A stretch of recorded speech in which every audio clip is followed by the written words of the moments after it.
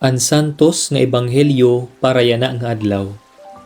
Abril 22, tuig 2026.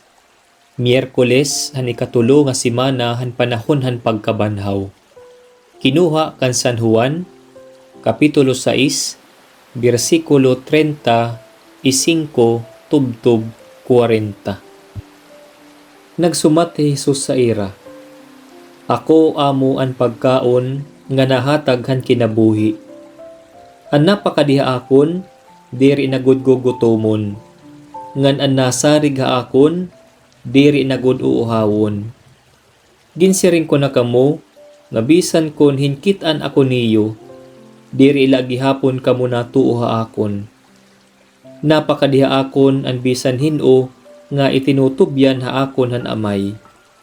Diri ko gud isa sa likway an bisan hino nga mapakadiha akon. Kay linusad ako tikang halangit, diri pagtuman han akon kalugaringon nya kaburoton, kundi han kaburoton han nagsugo ha akon.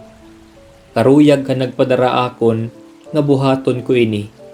Nga waray mawara, hinbisan usahan nga tanan nga iya igintubyan ha akon. Kundi nga banhawon ko hira nga tanan, hakatapusan nga adlaw. Kay amo ini an karuyag han akon amay, nga makaangkon han dayo niya kinabuhi, at nga tanan nga nakilala han anak, nga natuo ha iya, ngan babanhawon ko hira, hakatapusan nga adlaw.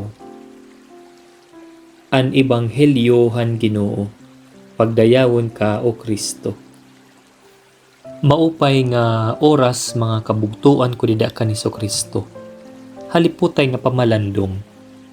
Ang Dios oray la kabanhaw han mga minatay, kundi padayon kita niya nga ginuupdan. Kinhatag niya iya kalugaringon, ngan nahimo hiya nga tinapay para kaunon naton hiya. Ginbuhat inihan Dios para mas maginsuok pa hiya aton. Kay pinaagi lahini nga paginsuok niya aton, ngan hikita nga daha iya nga matatalwas kita.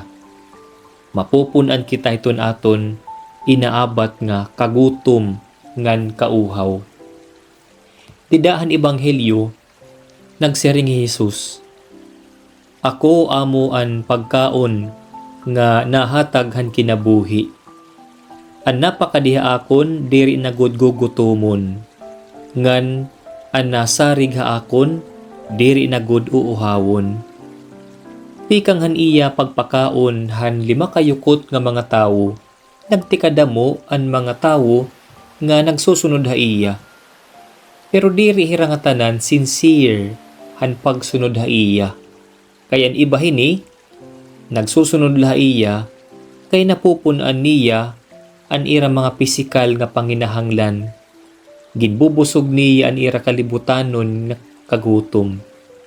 Kundi gingamit ini ni Jesus nga imagery hinkagutom para igpakilala ha ira in mas importante ngan mas madako pa nga kaya niya maihatag ha ira an iya lawas. Nga kundiin nga tanan nga ira panginahanglan makakabiling hirahin kakuntintuhan. Ginpapainomdum liwat kita hini hiton aton gospel ng adlaw, nga bilngon naton, ngan talinguhaon naton, in pagkakarawat hini nga lawas ni Kristo. Kay asya ini iton makakahuwas, ngan makakatanggal hiton aton mga kagutom, ngan kauhaw hiton aton kinabuhi. Katanan kita, in may ada karuyag ha kinabuhi.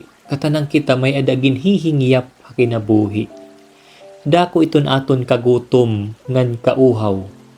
Hiton atensyon, hiton ibang nga tao, for example, hiton mga material nga mga butang, hiton relasyon, hiton sense of fulfillment, or maging sakto kita para hiton iba. Danay, if not most of the time, itsugad hini nga mga butang nga kakuntintuhan, aton ginbibiling di dahiton mga kalibutanon nga mga butang. Ginpupunan naton iton aton kalugaringon hini mga butang kay naglalaom kita nga ada naton aabaton iton sense of satisfaction. Although nahatag inihin satisfaction, pero dalikyat la or foretaste la hiya. Iton ultimate satisfaction aadto hiton Dios. Sanglit, simple la iton baton hini. Karawatan nato ni Jesus, ngan paghingya patahiya.